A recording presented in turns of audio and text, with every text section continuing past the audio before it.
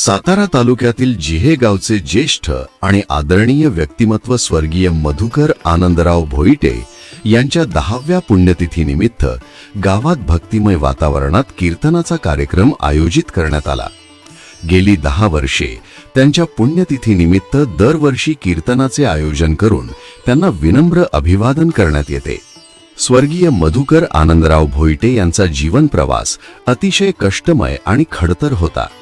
त्यांनी महाराष्ट्र पोलीस दलात प्रामाणिकपणे सेवा बजावत सहाय्यक पोलीस निरीक्षक पदापर्यंत कर्तव्य पार पाडले।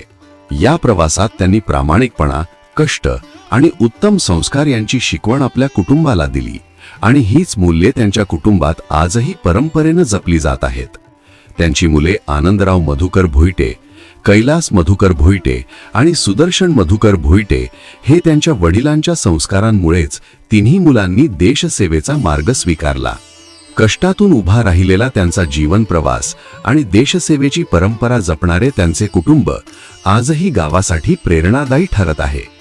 त्यांच्या पुण्यतिथीनिमित्त आयोजित कीर्तन कार्यक्रमातून त्यांच्या समस्त भोईटे परिवाराने व गावकऱ्यांनी त्यांना भावपूर्ण अभिवादन केले।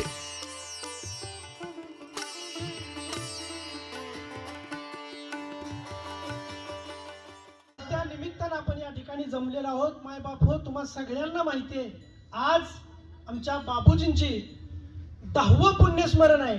महाराज 10वं पुण्यस्मरण म्हणजे इथं पहिलं वर्ष श्राद्ध व्हायची भ्रांत आहे महाराज, परंतु भोईटे कुटुंबियांनी आपल्या पिताश्रींचं 10वं पुण्यस्मरण म्हणजे ही काही साधी गोष्ट नाही महाराज। पवित्र तो देश, पावन ते कुळ, तेथे हरीचे दास जन्म घेती, किंवा पुत्र व्हावा ऐसा गुंडा ज्याचा महाराज इतकी पिढी पुढे गेली महाराज, मुलांना आपल्या आपल्या आई बाबाची वर्ष श्राद्ध पुण्यस्मरण सुद्धा माहिती नाही। आणि या अशा परिस्थितीमध्ये एका बाजूला आपल्या आई बाबाचं पुण्यस्मरण मुलांना माहिती नाही, पण दुसऱ्या बाजूला आपल्याच आई वडिलांची 10वं पुण्यस्मरण होते। केवढी मोठी गोष्ट आहे महाराज। म्हणून आज या ठिकाणी आमचे भोईटे साहेब खऱ्या अर्थानं गेली सतत, माझं भोईटे साहेब हे 9वं वर्ष 8वं वर्ष असेल इथं सेवेसाठी यायचं।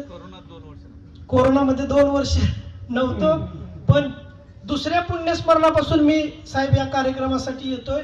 साहेबांचा पहिल्या वर्षापासूनचा कार्यक्रमाच्या निमित्ताने तोच अट्टहास, आपल्या बापूजींचं, आपल्या आई वडिलांचं पुण्यस्मरण। खऱ्या अर्थानं साहेब यातून एकच दिसून येतं की बापूजींचे तुमच्यावर झालेले संस्कार आणि तुमचं बापूजींच्या प्रती असलेलं प्रेम खऱ्या अर्थाने हे 10वं पुण्यस्मरण आज आपल्याला या ठिकाणी सांगून देतं।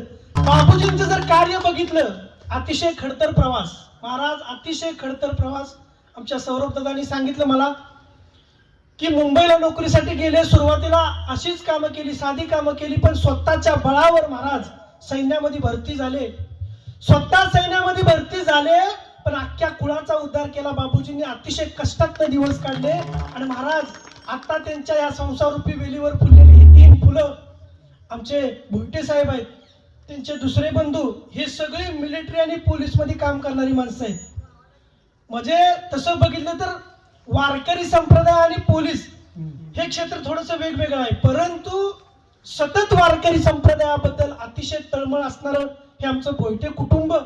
नमस्कार, रामकृष्ण हरी मंडळी, मी सौरभ आनंदराव भोईटे, स्वर्गीय मधुकर आनंदराव भोईटे यांचा थोरला नातू, त्यांचे मोठे चिरंजीव आनंदराव मधुकर भोईटे, चेअरमन सातारा जिल्हा पोलीस कोऑपरेटिव्ह सोसायटी यांचा ज्येष्ठ चिरंजीव।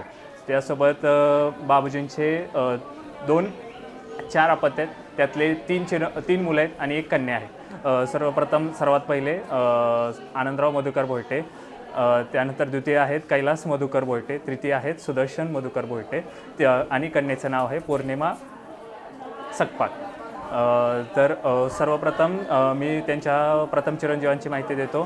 ते सातारा पोलीसमध्ये कार्यरत आहेत। त्यासोबत त्यांचे द्वितीय चिरंजीव मुंबई येथे पोलीसमध्ये कार्यान्वित आहेत। त्यासोबत त्यांचे तिसरे चिरंजीव सुदर्शन मधुकर भोईटे हे सैन्य दलातून सेवानिवृत्त होऊन ते शेती करत आहात सध्या। त्यासोबत मी पकडून आम्ही 4 भावंड आहोत व 2 बहिणी आहेत आम्हाला.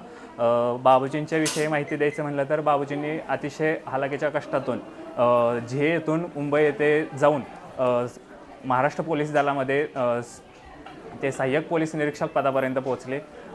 अतिशय शून्यातून निर्मिती केली. वडिलांची छत्रछाया फार विद्यार्थी काळातच हरपल्यानंतर त्यांनी स्वतःच्या कष्टांवरती हे सर्व साम्राज्य उभं केलं. म्हणजे अगदी तिन्ही मुलांना देश सेवेमध्ये कार्यान्वित करण्यापासून अगदी नातवांपर्यंत ही संस्काराची शिदोरी त्यांनी पोचवली. आज हे 10वे पुण्यस्मरण करत असताना त्यांनी दिलेली ही संस्काराची शिदोरी आम्ही त्यांचे नातवंडसुद्धा अशीच पुढे कार्यान्वित करू ही मी या व्हिडिओच्या माध्यमातून आज आपण सर्वांना ग्वाही देऊ इच्छितो.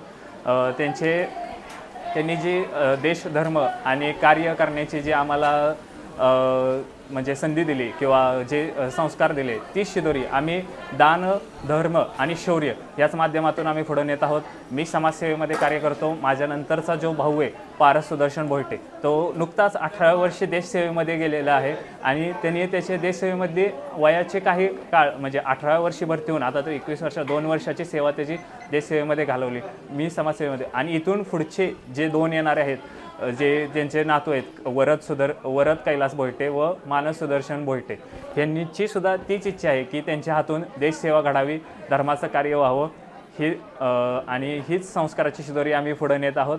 आणि झे गावासाठी तसेच सातारा जिल्ह्यासाठी जे मोलाचं कार्य असतं जे देशसेवेचं किंवा समाजसेवेचं हे आम्ही भोईटे कुटुंबीय कायम करत राहू आणि हीच बाबूजींच्या चरणी आमच्याकडून आदरांजली राहील. धन्यवाद.